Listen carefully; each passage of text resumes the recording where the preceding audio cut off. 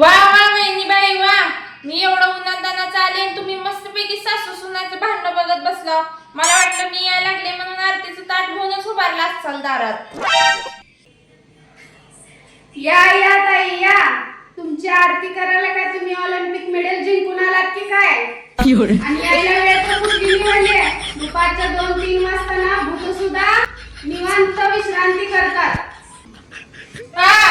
माहेर आहे माझं. मी काय निम्या रात्रीचं 12 वाजता सुद्धा येईन. तू कोण गा मला टायमिंग सांगणारी?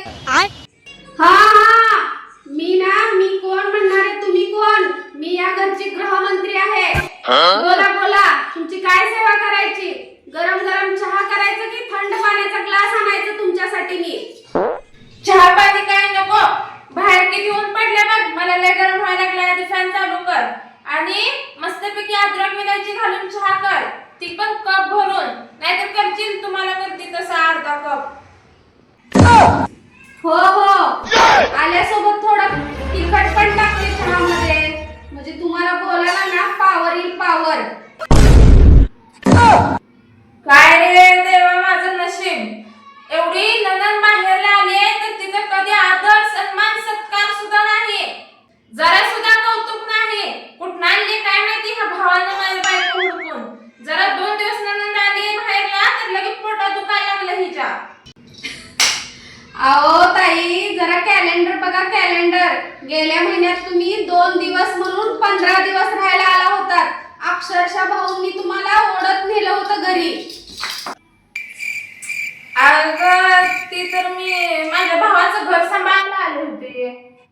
हो घर सांभाळता सांभाळता माझ्या कपाटातल्या 3 नवीन साड्या आणि 2 लिपस्टिक पण घेऊन गेला होता तुम्ही तुमच्या सोबत सांभाळायला. तू जर मला अशीच बेइज्जत करणार असशील तर मी पाऊस सुद्धा ठेवणार नाही. अहो ताई मला आधीच हे सांगायचं तुम्ही. मी उगाच पाणी ठेवलं चहाला. मी माझ्या नवऱ्याला आताच फोन करून सांगते की तुमची बहीण मला दारातून परत पाठवते म्हणून.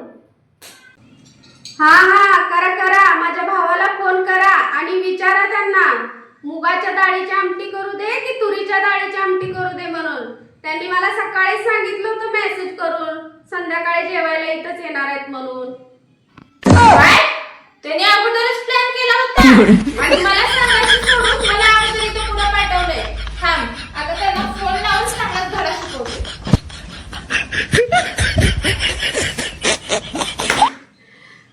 बघा आमच्या ननंदबाईची गाडी आता भाऊंच्या ट्रॅकवर वळली.